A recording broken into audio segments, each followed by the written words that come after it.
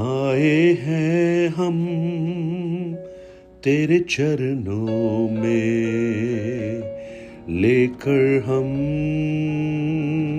स्तुति। Hallelujah hallelujah hallelujah hallelujah. हम बच्चे हैं परम पिता के, बढ़ना है हमें वचनों में।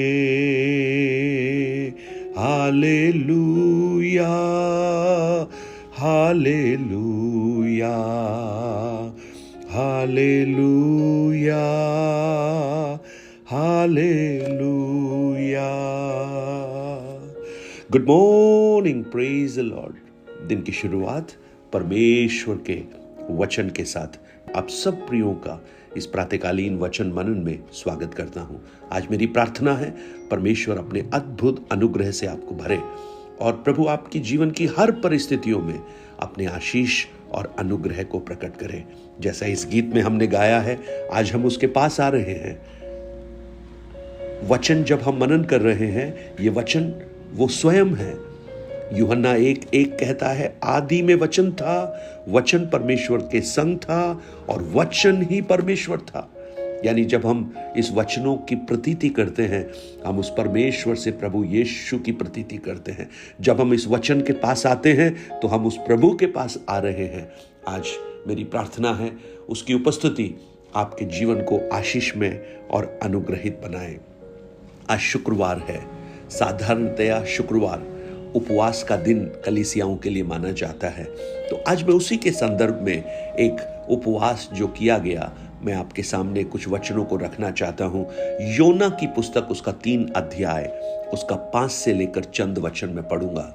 Book of Jonah chapter 3 verses 5 onwards. तब निनवे के मनुष्यों ने परमेश्वर के वचन की प्रतीति की और उपवास का प्रचार किया, और बड़े से लेकर छोटे तक सबों ने टाट ओढ़ा। तब यह समाचार निनवे के राजा के कान में पहुंचा और उसने सिंहासन पर से उठकर अपना राजकीय ओढ़ना उतारकर टाट ओढ़ लिया और राख पर बैठ गया। और राजा के प्रधानों ने सम्मति लेकर निनवे में इस आज्ञा का ढिंडोरा पिटवाया कि क्या मनुष्य, क्या गाय, क्या भेड़ बकरियां, क्या बैल और पशु, कोई कुछ भी न खाए, वे न खाएं न पानी पिए। मनुष्य और पशु दोनों टाट ओढ़े और वे परमेश्वर की दुहाई चिल्ला चिल्ला कर दें और अपने कुमार्ग से फिरें और उस उपद्रव से जो वे करते हैं पश्चाताप करें। संभव है परमेश्वर दया करे और अपनी इच्छा बदल दे और उसका भड़का हुआ क्रोध शांत हो जाए और हम नाश होने से बच जाएं। जब परमेश्वर ने उनके कामों को देखा कि वे कुमार्ग से फिर रहे हैं, तब परमेश्वर ने अपनी इच्छा बदल दी और जो उनकी हानि करने की ठानी थी उसको नहीं किया। निनवे का शहर जो अपनी बुराइयों के लिए प्रसिद्ध था, अगर आप उसके पहले अध्याय के पहले वचन को पढ़ेंगे, वहां लिखा है, यहोवा का वचन अमित्य के पुत्र योना के पास पहुंचा। और दूसरे वचन में लिखा है, उठकर उस बड़े नगर निनवे को जा और उसके विरुद्ध प्रचार कर, क्योंकि उसकी बुराई मेरी दृष्टि में बढ़ गई है। यानी बुराई करने वाले लोग आज उपवास कर रहे हैं, प्रार्थना कर रहे हैं, दुहाई दे रहे हैं। प्रियो, ये जो उपवास और प्रार्थना तब किया जाना चाहिए, सबसे पहला कार्य है कि हम उस परमेश्वर पर विश्वास करें। अगर विश्वास नहीं है तो उपवास करने का कोई फायदा नहीं है। और यहां जो विश्वास था, उन्होंने जब उस योना के वचन को सुना, उसने यही प्रचार किया था कि 40 दिन बीतने पर निनवे उलट दिया जाएगा। और ये वचन जब लोगों ने सुना, 5 वचन में लिखा है, परमेश्वर के वचनों की उन्होंने प्रतीति की, उन्होंने विश्वास किया। यानी उन्होंने ये विश्वास किया कि ये वचन परमेश्वर की ओर से आया है। इसका अर्थ है कि जिसने वचन भेजा है उन्होंने उस पर विश्वास करना शुरू किया। और मैं आपको बताऊं, ये शुरुआत है एक बहुत बड़े बेदारी की। बेदारी बाहर से नहीं, हृदय के अंदर से शुरू होती है। और जब लोग विश्वास करना प्रारंभ करते हैं, वहां परमेश्वर कार्य करना प्रारंभ करता है। आज मुझे सुनने वाले मेरे प्यारे भाई बहन, आप अगर विश्वास करते हैं कि यह वचन परमेश्वर का है, इसका अर्थ है आप उस परमेश्वर पर विश्वास करते हैं। और जहां पर आप विश्वास करते हैं, आप परमेश्वर को प्रसन्न कर रहे हैं, क्योंकि विश्वास के बिना परमेश्वर को प्रसन्न करना अनहोना है। और उन्होंने सिर्फ विश्वास नहीं किया, उन्होंने उस विश्वास को अपने जीवन में प्रकट भी किया। विश्वास सिर्फ कहने से नहीं होता, लेकिन विश्वास दिखाना है, कार्य करना है ना। कार्य रहित विश्वास, कर्म रहित विश्वास मरा हुआ विश्वास है। तो आज बहुत से लोग हैं जो ये कहते हैं विश्वास करते हैं, लेकिन उनके कर्म दिखाई नहीं देते। लेकिन इस नगर को आप देखिए, इन्होंने विश्वास सिर्फ नहीं किया, इन्होंने उस विश्वास को अपने कार्यों में प्रकट किया। उन्होंने उपवास का एक घोषणा किया, उसके लिए अर्जेंसी उन्होंने दिखाई। उन्होंने अपने आप को नम्र किया, उन्होंने आत्मिक रूप से अपने आप को उन्होंने मजबूत करने के लिए तैयार हो गए। शारीरिक भूख पर जय पाने का उन्होंने निश्चय किया। वो टूटे, वो परमेश्वर के सामने आए, उन्होंने परमेश्वर के सामने पुकारा।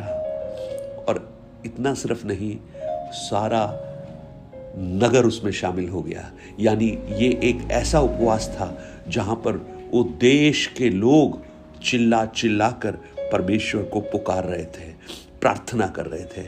और देखिए, सबसे बुरी बात, सबसे अच्छी बात जो थी, जानते हैं क्या था?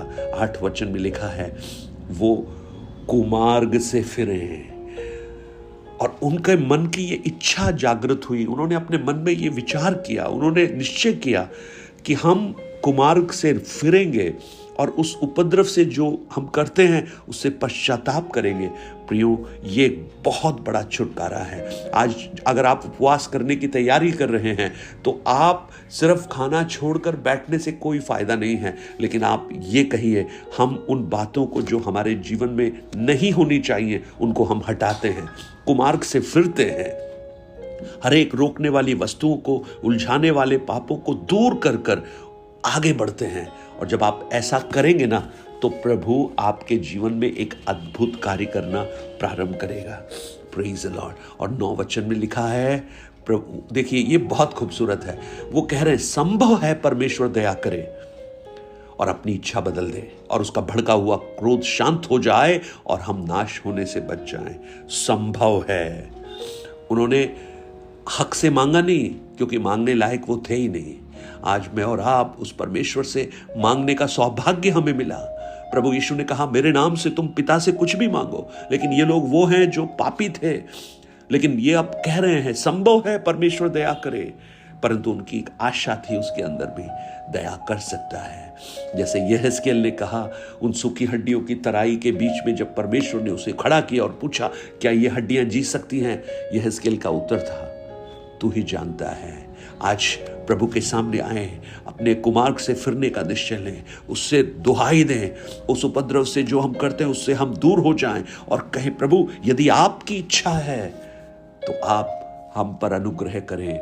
मत्ती 8 अध्याय के 1 और 2 वचन को जब पढ़ेंगे, उस बड़ी भीड़ के बीच में एक कोढ़ी यीशु के पास आकर कहता है, यदि तू चाहे तो मैं शुद्ध हो सकता हूं। आज उस प्रभु के सामने अपने आप को समर्पण कीजिए। अगर तू चाहे, जानते हैं संभव है, इसका अर्थ जानते हैं क्या है? अब हम नहीं, आप, नॉट वी बट यू। हम नम्र होते हैं अपने आप में, हम नीचे होते हैं, आप ऊपर हो। और जब ऐसी प्रार्थना उन्होंने की, ऐसा उपवास जब उन्होंने किया, उसका परिणाम आप देखिए। परिणाम क्या है? परमेश्वर ने उनके कामों को देखा। हालेलुया। ओ, आज परमेश्वर आपके कामों को देखे। वो आपके हृदय को देखता है, वो आपके कार्यों को देखता है। वो देखता है प्रियो, वो अंधा नहीं है, वो देखता है, वो सुनता है, वो अनुभव करता है। और जब उन्होंने देखा कि वो कुमार्ग से फिर रहे हैं, उसने अपनी इच्छा बदल दी और जो हानि करने की ठानी थी उसको नहीं किया। आज एक उपवास को यहां देखते हैं जिसने एक देश को बचा दिया। एक बड़ा बेदारी वहां पर प्रकट हो गया। आज आप अपने हृदय को बदलिए, हृदय में बोलिए, नॉट वी लॉर्ड बट आपकी इच्छा पूरी हो, आपका अनुग्रह का कार्य प्रकट हो। हम अपने मार्गों से फिरते हैं। आपके परिवर्तन, आपका उपवास में जो परिवर्तन है प्रभु देखे सिर्फ नहीं, वो आपके लिए अद्भुत काम करना प्रारंभ करे और एक बड़ी आशीषें आपके जीवन में प्रकट हो जाएं। आज हो सकता है ये निनवे के लोग एक उस बड़े न्याय से बचने के लिए उपवास कर रहे थे। हो सकता है आप अपने जीवन के उन बड़े पहाड़ों को हटाने के लिए उपवास प्रार्थना कर रहे हो। आपकी बीमारी हो सकती है, आपका आर्थिक तंगी हो सकती है, बच्चों के भविष्य की चिंता हो सकती है, आपके नौकरी की समस्या हो सकती है, जीवन में एकांतपन हो सकता है, आपके संतानों के प्रति आपका बोझ हो सकता है। कुछ लोग एक संतान पाने के लिए प्रार्थना कर सकते हैं। प्रेज, आप उपवास कीजिए, प्रार्थना कीजिए और कहिए, Lord if it is your will, अगर आपकी मर्जी है तो आप मेरे जीवन में अपना काम कीजिए। प्रभु निश्चित रूप से आपके जीवन में काम करेगा। स्वर्गीय पिता, हम आपको धन्यवाद देते हैं आज के सुंदर समय के लिए जो आपने हमें दिया। हम आपकी महिमा करते हैं, आपको धन्यवाद करते हैं प्रभु जी। और आज एक बार फिर से इस उपवास के दिन अपने आप को नम्र करते हैं और आपके चरणों में आते हैं और निश्चय करते हैं प्रभु, उन बातों को छोड़ने के लिए हमें अनुग्रह दे जो हमें छोड़नी है। धन्यवाद, आपने हमारी इस प्रार्थना को सुना।